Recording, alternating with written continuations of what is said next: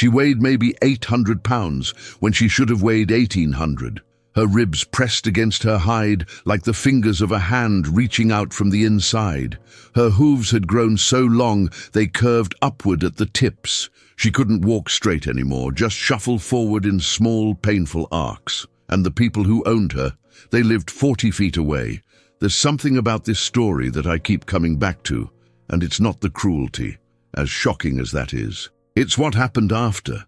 Because when a 63-year-old widow named Lenora climbed through a barbed wire fence in the middle of a cold October night with a bucket of soaked hay and a wild idea, she had absolutely no plan, no rescue organization backing her up, no legal authority on her side, just a horse who was days from dying, and the kind of stubbornness that only comes from having nothing left to lose. Before we go any further, if you've ever had an animal look at you like you were the only thing standing between them and the end, leave the name of your city in the comments. Like this video, if you believe ordinary people can do extraordinary things. And if this channel is new to you, subscribe now, because stories like this one, they don't come along very often. Now, let's go back to the beginning. The town of Calverton sits in a wide, flat valley in eastern Tennessee, the kind of place where the mountains rise up on both sides like walls that keep the weather in and the people close. It's a town of maybe 4,000, if you count the farms on the outskirts, which most people do because most of the people are on those farms.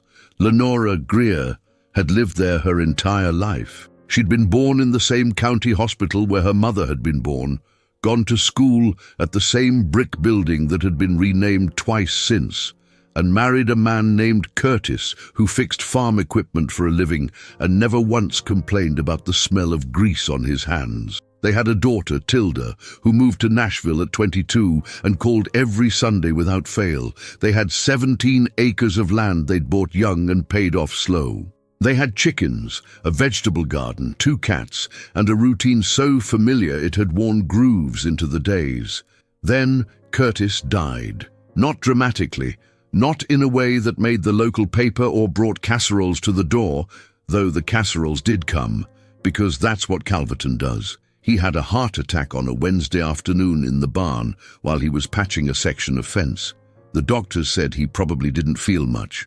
Lenora held on to that like a lifeline for months, turning it over in her mind the way you turn a stone in your pocket. That was 3 years before the horse. In the time between, Lenora had done what people do. She kept the chickens, she kept the garden, she stopped cooking real meals and started eating things from cans more often than she'd ever admit to Tilda. She walked the fence line every morning the way Curtis used to, not because anything needed checking, but because the habit felt like a form of memory she wasn't ready to give up. The property next to hers, a 40-acre parcel with a falling-down equipment shed and a pasture that had gone to thistle and scrub, had sold the year before Curtis died to a man named Voss and his brother Lyle. Nobody in Calverton knew them well. They paid cash for the place, which people noticed. They kept to themselves, which people also noticed. They ran what they called a small livestock operation, which mostly meant they bought animals cheap and sold them when the price was right and didn't spend much on anything in between. Lenora had seen their animals over the fence, goats mostly, a few pigs, a pair of mules that came and went one summer. She hadn't paid particular attention until October when she noticed the horse. The horse was a Belgian draft, or had been once. Belgians are built like monuments.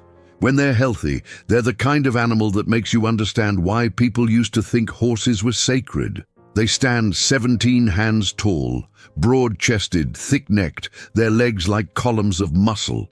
They pull plows and logs and fully loaded wagons without apparent effort. This horse pulled nothing. She stood at the corner of the pasture closest to Lenora's property line, and she stood there every morning, and every morning she looked a little worse. Lenora started keeping track in a small spiral notebook she found in Curtis's desk, the kind he used for parts lists and repair estimates. She wrote dates and observations in his same green pen, because it was the only one she could find. October 3rd, grey mare in the corner again. Looks thin. October 7th, She didn't move from that corner all day. Hip bones visible from the fence line. October 11th, something wrong with her feet, watching her walk. October 14th, called the county extension office. They said to call animal control. Called animal control. Left a message. October 16th, no callback. October 18th, she's leaning. When an animal leans, when they shift their weight forward onto their front legs just to get the pressure off their back ones, it means pain has become the primary fact of their existence. Lenora had seen it before, in old farm horses near the end of their lives. She recognized it the way you recognize the face of something you hoped you wouldn't see again. She put down the green pen. She went inside. She sat at the kitchen table for a long time, in the way that means a person is not thinking, but deciding. Then she got up, put on her boots, and went to the barn to see what she had. What she had wasn't much. A wheelbarrow with a slow leak in one tire. 3 50-pound bags of dried corn that she'd been meaning to give to a neighbor. A partial bale of Timothy hay left over from when they'd briefly kept a goat the summer before Curtis passed. A metal water trough, cracked along one side but still holding. And tools, Curtis's tools, which were everywhere, organized in a way that only made sense if you were Curtis, but organized nonetheless. Lenora had kept them exactly as he'd left them. She stood in the barn for a long time with a flashlight, pointing the beam at things and thinking. Then she walked the fence line between her property and Voss's, the way she did every morning, except this time she was looking at it differently. She was looking for gaps. She found one near the southeast corner where a fence post had rotted at the base and leaned inward. The barbed wire had gone loose in 3 places, sagging low enough that something small might have been able to slip under. But not a horse, not even a sick one. But Lenora wasn't thinking about the horse going under. She was thinking about what she might be able to bring over. She went back inside and called her veterinarian, a man named Dr. Owens, who had a practice outside of Calverton and had treated the Greer's animals for 20 years. He picked up on the 3rd ring, which was unusual for 9 at night, and Lenora counted it as the first small piece of luck in a story that was about to need several. She described what she'd seen. Dr. Owens was quiet for a moment. "How long's she been out there?" he asked. "I don't know exactly. I started watching in early October, but she might have been there before I noticed." What do her hooves look like?" Lenora described the curl, the way the horse walked in small arcs instead of straight lines. Dr. Owens was quiet again. "That's months of neglect minimum, possibly longer." A pause. "You call animal control?" "Left a message 5 days ago." He exhaled. "Here's the thing, Lenora. Animal control can act if there's a complaint on record and they have cause to believe the animal is in immediate danger. The problem is their response time can be variable, especially for horses. Horses are property. The law moves slow." "How slow?" "Slow enough that this horse might not be alive by the time anybody official shows up with paperwork." There it was. Lenora had known it, but she'd needed to hear someone else say it. "What if I fed her through the fence?" she asked. "You'd be trespassing on their property if you crossed the line." "What if I stayed on my side of the fence?" A longer pause this time. "You'd need to do it right." "Soaked hay, beet pulp if you can get it. Not straight grain, it could founder her. Water if you can manage it. And Lenora," his voice changed slightly, "they see you doing it. It could get complicated. I know. You do this. Call me in the morning. I want to know what you're dealing with." She hung up and went to the kitchen and wrote down everything he'd told her. Then she called Alma, her closest neighbor, a woman of 70 who had helped Lenora plant the spring garden and who had the kind of practical wisdom that comes from living alone on a farm for 40 years. Alma listened without interrupting, which was one of the reasons Lenora called her. "Don't go tonight," Alma said when Lenora was finished. "Go tomorrow at first light. Voss and his brother run town errands on Wednesday mornings. I've seen their truck leave by 7 every week. You'll have time." "How do you know their schedule?" "Because I watch, Lenora. Watching is what old women do when nobody thinks we're doing anything."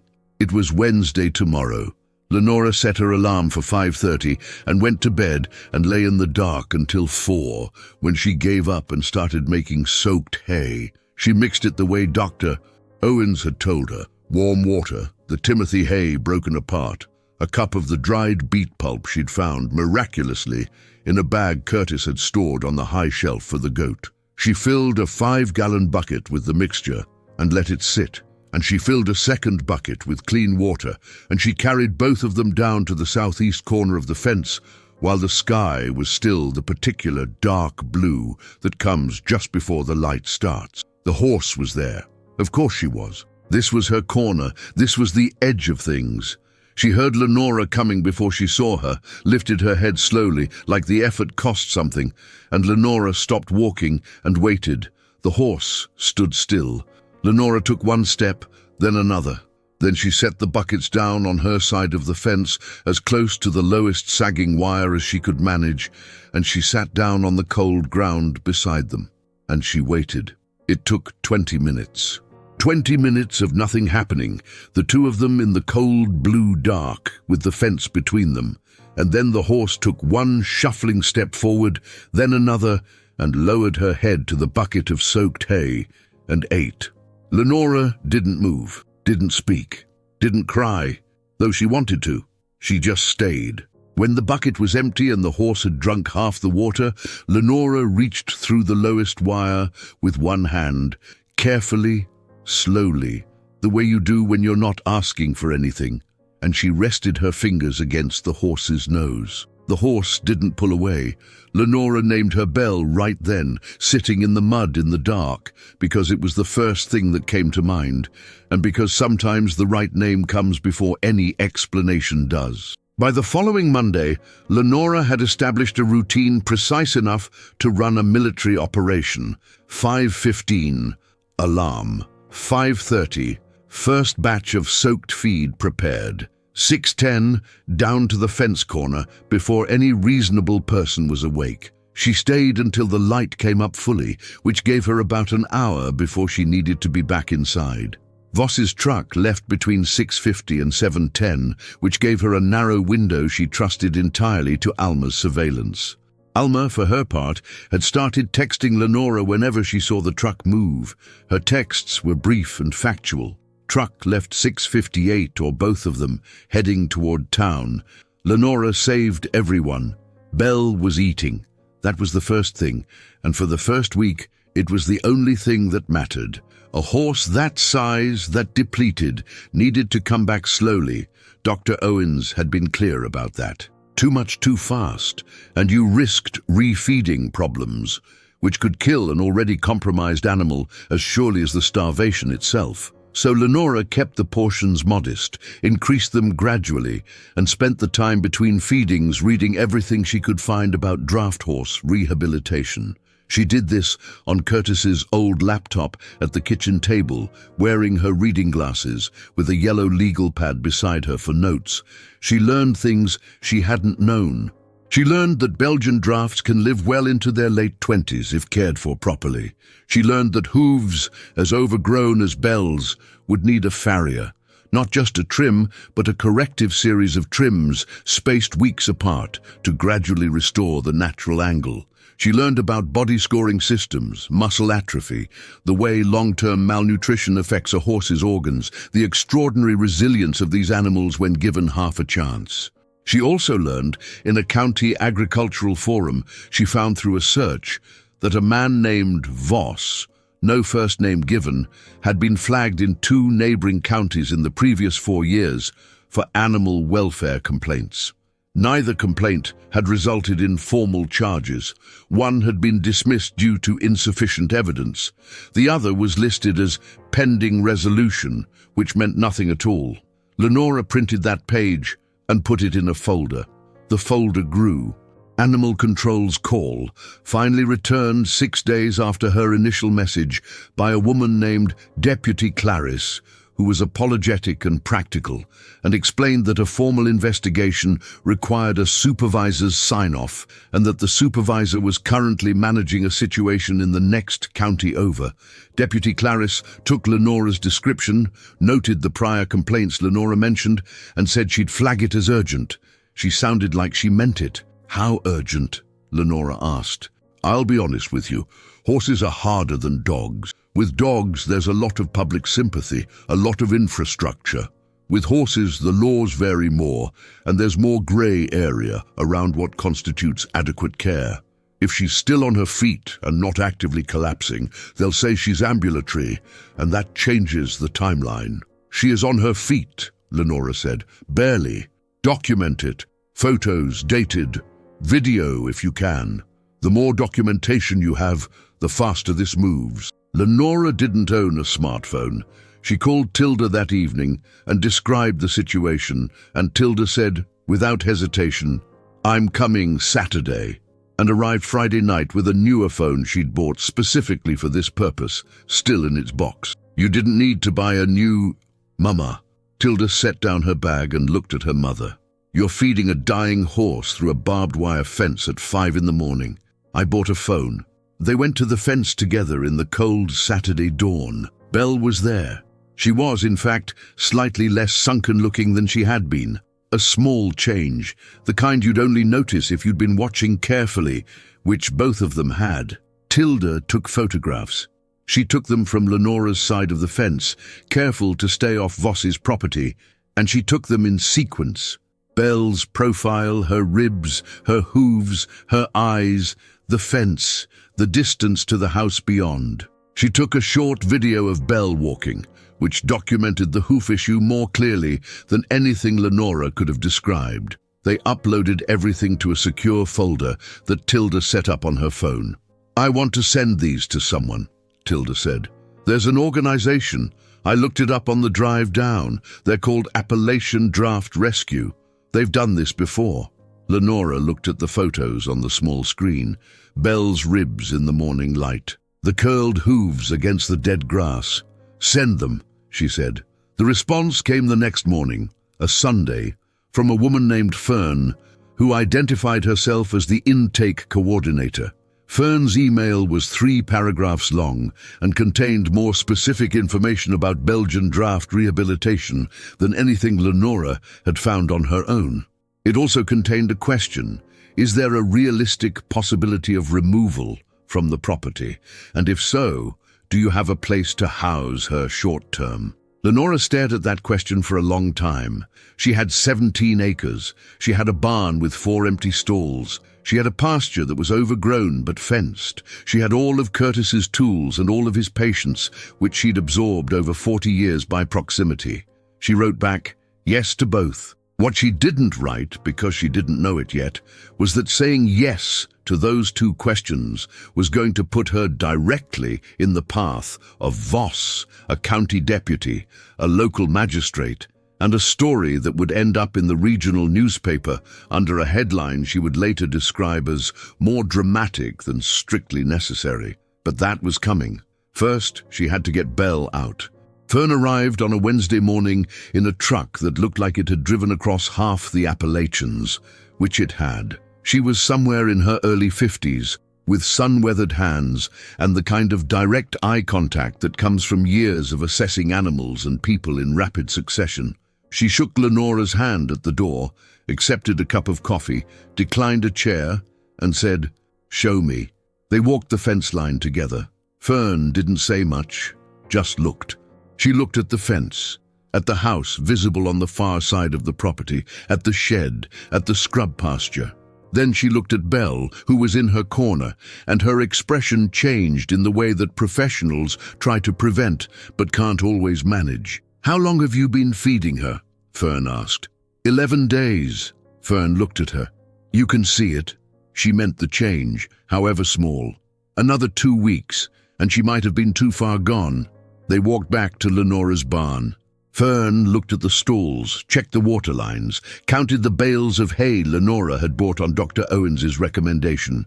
She nodded slowly. "Here's where we are," Fern said, setting her coffee mug on the workbench. "What you're describing is a horse that is legally the property of your neighbor. Animal control has an open investigation. Until that investigation results in a seizure order or the owner surrenders the animal, we cannot move her. Technically." Lenora had been expecting the word technically. "What does technically mean in practice?" she asked. "It means there are situations where a horse is in such acute distress that an emergency petition can be filed.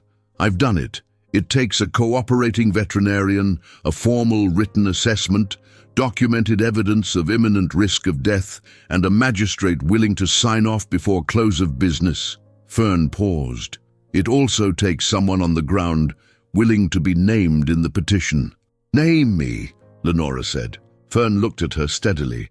It could create legal exposure for you if Voss decides to push back. He could argue you were interfering with his property, that the feeding confused the animal's condition. He let her starve for months. I know, but the law doesn't always follow the logic we'd prefer it to. Name me, Lenora said again. Dr. Owens came out that afternoon.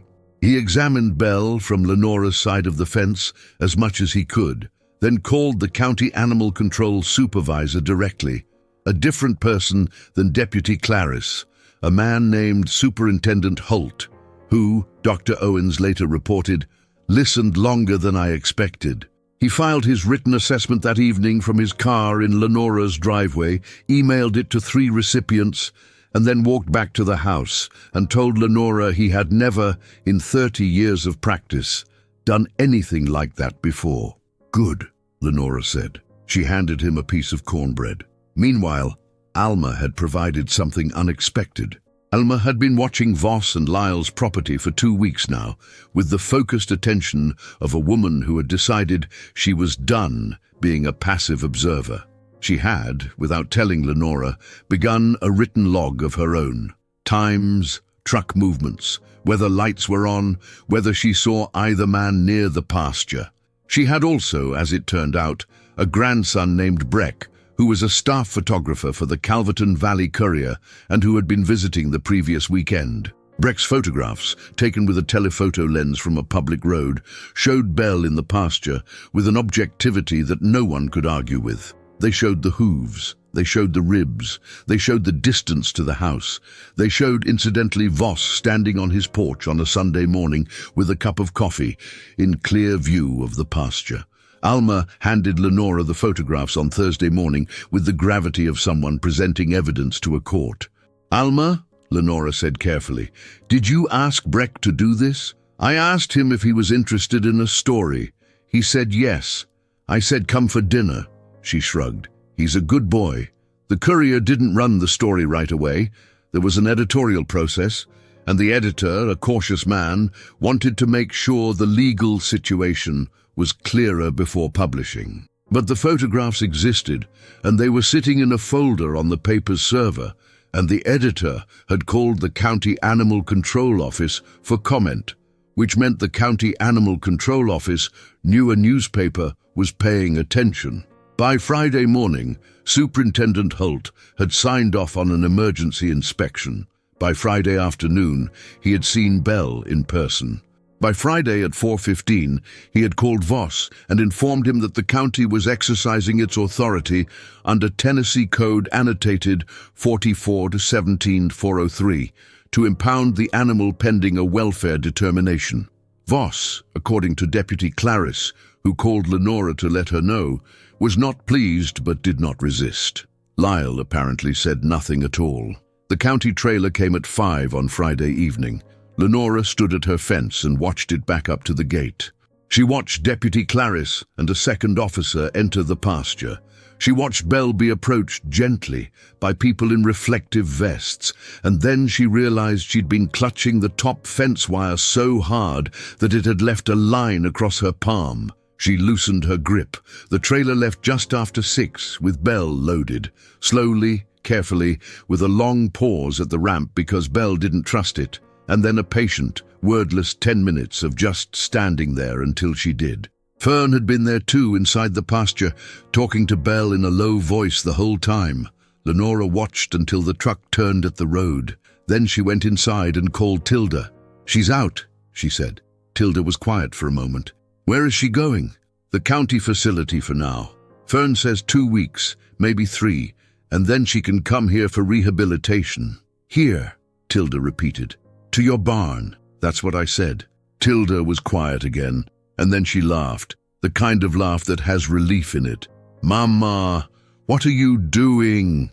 Lenora looked out the kitchen window toward the empty pasture on the far side of the fence. "I'm not sure yet," she said honestly, "but I think I'm just getting started." 2 weeks turned into 3, then 4. The county facility wasn't equipped for long-term horse rehabilitation.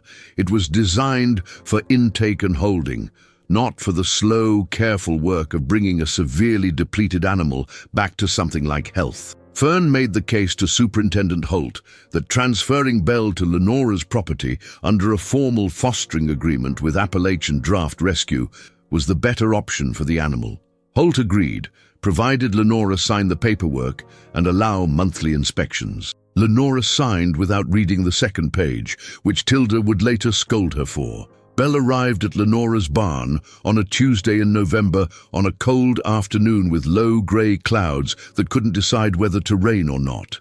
The transport was a different trailer this time, Appalachian Draft Rescue's own rig, a newer model with rubber floor mats and padded dividers.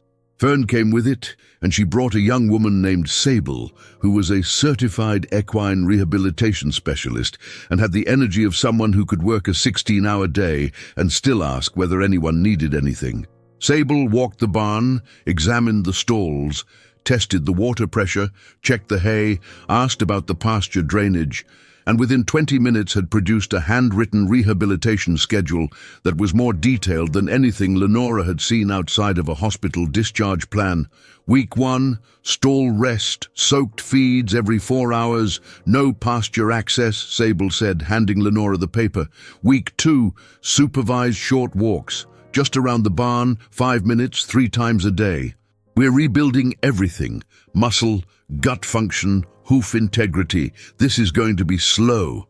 I have time, Lenora said. Sable looked at her with the slightly assessing expression of someone used to dealing with volunteers whose enthusiasm outpaced their capacity. Then she seemed to find what she was looking for. "I know you do," she said, and it wasn't patronizing. The farrier came that first week. A man named Birch, who had been working with Fern's organization for years, and who arrived with a truck full of specialized rasps and blocks, and the particular silence of someone who had seen bad hooves before and had learned not to editorialize. He spent 3 hours with Belle in the cross ties Lenora had rigged from the barn beams, talking to her the whole time in a low, even voice. He didn't fix the hooves that day. That was the thing Lenora had to understand. You don't fix hooves like that in a day. You begin the correction, and then you come back in 6 weeks, and then again in 6 weeks after that, and each time the angle shifts a little closer to right. It was a long project. Everything about Belle was a long project, but she was eating. That was the first fact and the constant fact. Every 4 hours, Lenora set the alarm and went to the barn with the soaked feed. And every 4 hours Belle was waiting, her head turned toward the stall door in anticipation. That anticipation, the small, patient turn of her head, was the thing Lenora held onto in the hard moments, because there were hard moments. In early December, Belle developed a fever. Not severe, not immediately dangerous, but enough that Dr. Owens came out twice in 3 days, and Lenora spent 2 nights in the barn with a sleeping bag on the hay, getting up every 2 hours to check the temperature and log it in the notebook. The notebook, Curtis's notebook, the one with the green pen, had by now been entirely filled with Belle's story, dates, weights, observations, temperatures, hoof angles, feeding amounts. Lenora had started a second notebook. The fever broke on the 3rd night. Lenora was sitting in the hay when it happened. She knew because she took the temperature at 2:15 in the morning, and it had dropped back to normal, and she sat there in the quiet barn with the thermometer in her hand and felt something she hadn't felt in 3 years. Not happiness exactly, something quieter, something closer to purpose. She wrote in the notebook, Deck, 14th, 2:15 a.m. Fever broke. She's going to be okay. The Courier ran the story in mid-December. The editor had waited for the legal situation to fully resolve. A hearing had been held in the 3rd week of November, and the magistrate had issued a formal finding of animal cruelty against Voss, with Lyle named as a contributing party. Voss was fined and prohibited from owning livestock for 5 years. Lyle's case was deferred, pending a separate proceeding that Lenora frankly lost track of. The Courier headline was, "Calverton Widow Rescues Draft Horse After Months of Neglect. Legal Action Follows." Alma had called it adequate. What Lenora hadn't expected was what happened after the story ran. The calls started the day of publication. People from Calverton, from neighboring towns, from places she'd never heard of. A woman from Knoxville who wanted to donate hay. A retired farrier from Greenville offering to assist Birch with the corrective work at no charge. A man who identified himself as a Belgian draft breeder in Virginia and wanted to know if Belle had any identifying markings, which led to a separate and unexpected chapter of the story that would take weeks to fully unfold. And a family. A couple named Hadley and Cress, with 2 daughters under 12, who drove 3 hours to stand at Lenora's barn door on a Saturday morning and ask if they could just see her. Lenora brought them in. The girls stood in the stall doorway and looked at Belle with the kind of reverence that children have before they learn to perform it. And the older one reached out slowly, the same way Lenora had reached through the wire in the dark, and Belle lowered her head and let herself be touched. Hadley looked at Lenora. "How did you know to do this?" she asked. Not the rescue. Hadley seemed to understand that. The how, the patience of it. Lenora thought about that. "I didn't know," she said finally. "I just didn't stop." The call from the Virginia breeder, a man named Gareth, came on a Thursday evening in the second week of December, 4 days after the Courier story ran online, and was shared widely enough that it crossed state lines. Gareth was methodical on the phone. He'd seen the photographs in the article. He had a database of registered Belgians going back 15 years. He wanted to know, was the horse branded? Any markings on the left shoulder? A notch in the right ear? Lenora had not looked for a brand. She went to the barn with her phone. Tilda had finally convinced her to get a smartphone of her own, and Lenora had spent 2 weeks being confused by it and was now begrudgingly competent. And she went to Belle's stall and looked. There was a brand. Under the winter coat she'd been growing in, barely visible now that her condition had improved enough for the hair to thicken on the left shoulder, a small set of characters she'd assumed was just an old scar.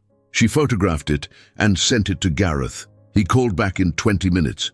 "Her registered name is Hartfield Blue Belle," he said. "She was bred at a farm in Western Virginia and sold at a livestock auction approximately 4 years ago. The buyer's records are incomplete." A pause. "She was sold twice more after that from what I can find. The trail goes cold about 18 months before she ended up with your neighbors." Lenora sat down on the hay bale outside Belle's stall.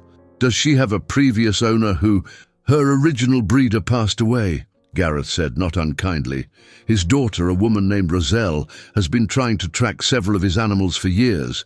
She knows some of them went to bad situations. She's going to want to know about this one." A Roselle called the next day. She was somewhere in her 40s, with a voice that went unsteady at certain moments and then steadied itself deliberately. She had grown up with Belgians. Her father, she called him just Dad, not by name, had bred them for 20 years and kept meticulous records. When he died, the farm had been sold, but Roselle had kept copies of every registration, every sale record, every veterinary note. Blue Belle had been born on the farm on a spring morning 11 years ago. Roselle had been there. She described the foal's markings, the star on the forehead, slightly off-center to the left, which Lenora could confirm, and her voice went unsteady again when she said it, and this time she didn't try to steady it. "Is she going to be all right?" Roselle asked. "Yes," Lenora said. And then, because she'd learned something in the past 2 months about making claims she couldn't fully guarantee, "I believe so. She's eating well. She's moving better. She has more to go, but she's going in the right direction. Can I come see her?" "Come whenever you want." Roselle came on a Saturday in January, driving 7 hours from Western Virginia in a truck that had a Belgians Forever sticker on the rear window that had been there long enough to fade. She was a compact woman with dark eyes, and her father's hands, wide across the knuckles, weathered, And when she walked into the barn and Belle turned her head, Roselle stopped moving entirely. Lenora hung back at the door. She watched Roselle stand still in the barn aisle for a long moment, and then walk forward slowly and reach up, and Belle put her head down the same way she'd put it down for Lenora in the cold dark back in October, and Roselle put her face against Belle's neck and stayed there. Lenora went back to the house and made coffee. She didn't cry. She would have said she wasn't a crier. But she stood at the kitchen sink and looked out at the bare winter garden and felt something shift in her chest, something that had been lodged in a particular position for 3 years and had, very quietly, moved. Later, over coffee at the kitchen table, Roselle told her more about the farm, about her father, who had loved these horses the way some people love music, not for utility, but for what they were. About the years after his death, when she'd tried to find the horses that had been sold off, which was mostly an exercise in frustration and partial information. "I found 3, Roselle said. 2 were fine. 1..." She stopped. "1 wasn't." "I'm sorry," Lenora said. "Blue Bell makes 4. Roselle turned her mug in her hands. "My dad would have... he would have been..." She shook her head. "There isn't a word for it." Lenora thought about Curtis, about how he would have been out there in October probably before she was the one who walked the fence, but he was the one who actually looked at things. He had that quality of seeing. She had learned it or something like it by proximity and time, and then by necessity. "Tell me about him," she said.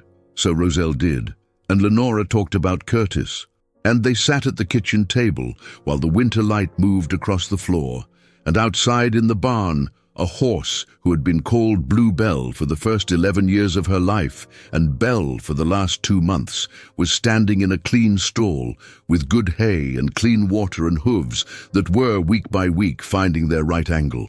When Roselle left at 4 in the afternoon, she turned at the truck door. "I want to ask you something," she said. "You don't have to say yes." Lenora waited.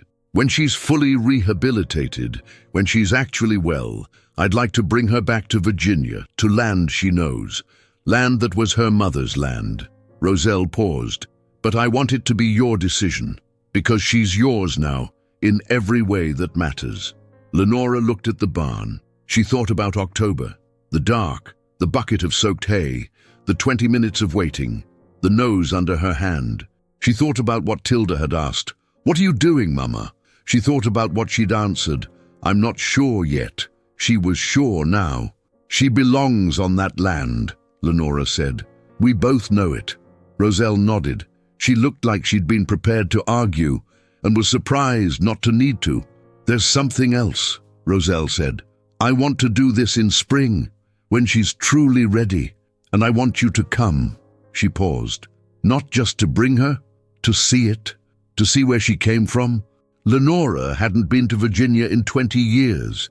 Hadn't been more than 100 miles from Calverton in 3, hadn't, if she was honest, been fully present anywhere in 3 years, not in the sense of arriving somewhere and finding it interesting, finding it capable of holding her. "All right," she said. Spring came early that year, or maybe it just seemed early, because Lenora was paying attention to it in a way she hadn't in a long time. Belle's weight had normalized by February.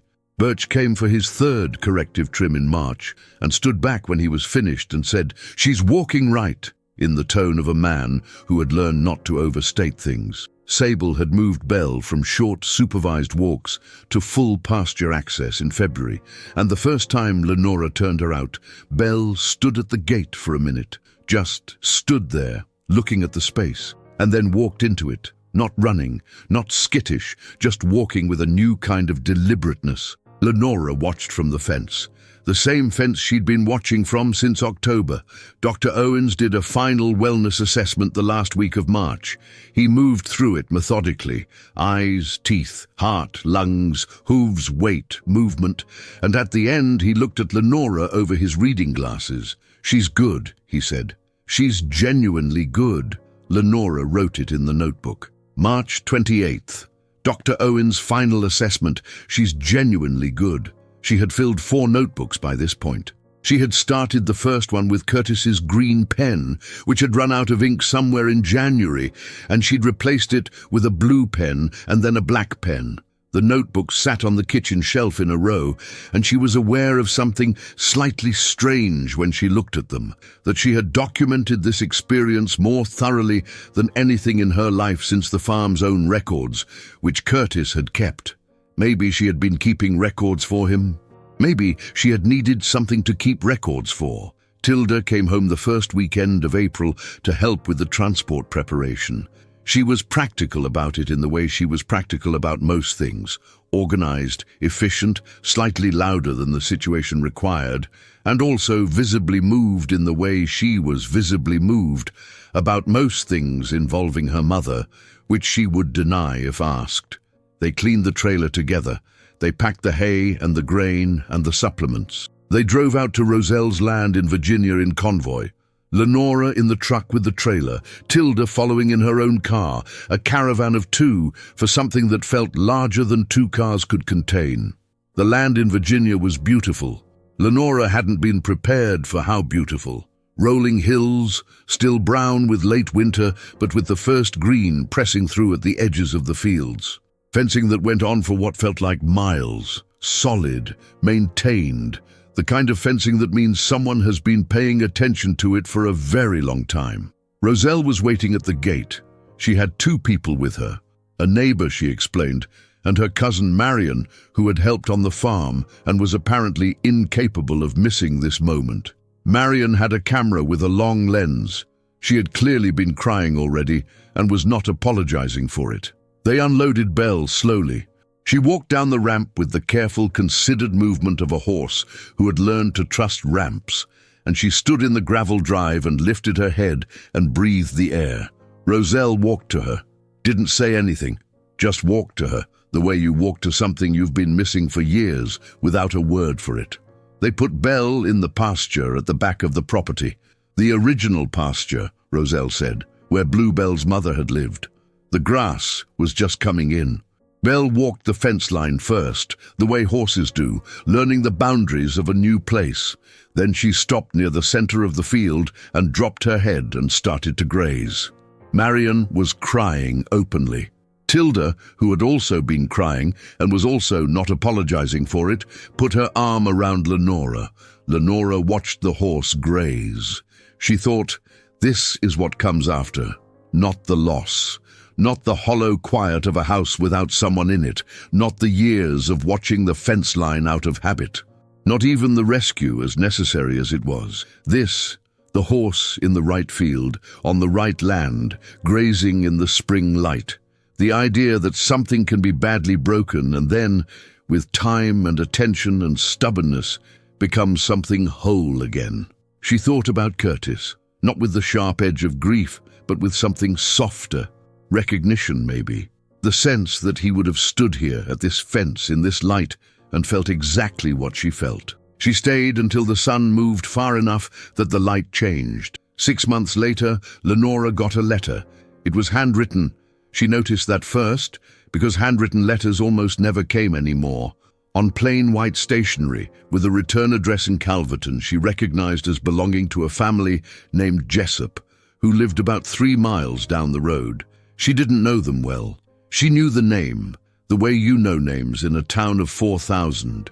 The letter was from a woman named Ray Jessup, who wrote in neat, careful cursive that she had read the story in the Courier and had thought about it often. She had, she wrote, a situation of her own, an elderly mule on a neighboring property, declining, and owners who seemed indifferent at best. She didn't know what to do. She didn't know if there was anything she could do. She had written to Lenora, because the article suggested Lenora might know. Lenora read the letter twice. Then she called Fern. "I have a situation," she said. Fern laughed, not unkindly. "You're going to keep doing this, aren't you?" "I don't know yet," Lenora said, "but I know who to call." What followed was not as dramatic as Belle's story. The mule situation turned out to be resolvable through conversation with the owners rather than legal intervention, a fact that Lenora filed away as a useful reminder that not every situation required crossing a fence in the dark. But the process brought Lenora into contact with the network Fern had built over years. Veterinarians, farriers, rehabilitators, volunteers, the overlapping web of people who paid attention to animals the way Alma paid attention to truck schedules. She became part of it, not in an official capacity at first. She attended a regional meeting that winter, held in a church fellowship hall in a town 40 minutes from Calverton, and sat in the back and mostly listened, the way she'd learned to do in barns. She drove Fern to 2 farm calls in March when Fern's truck needed repairs. She provided temporary housing for a pair of neglected goats in April, using the skills she'd accumulated during Belle's rehabilitation. She answered 3 emails from people who'd found her name through the Courier article, all of them in situations similar to the one she'd been in.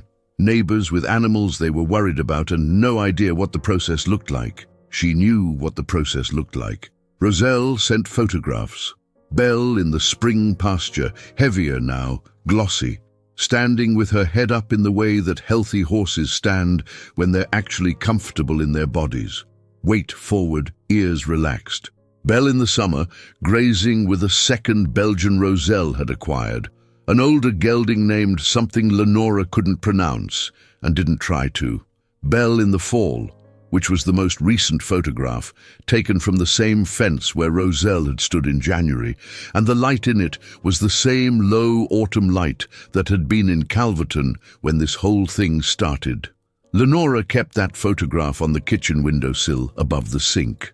She'd framed it herself, in a plain wooden frame she'd found in Curtis's workshop, still in its packaging. She also kept the notebooks.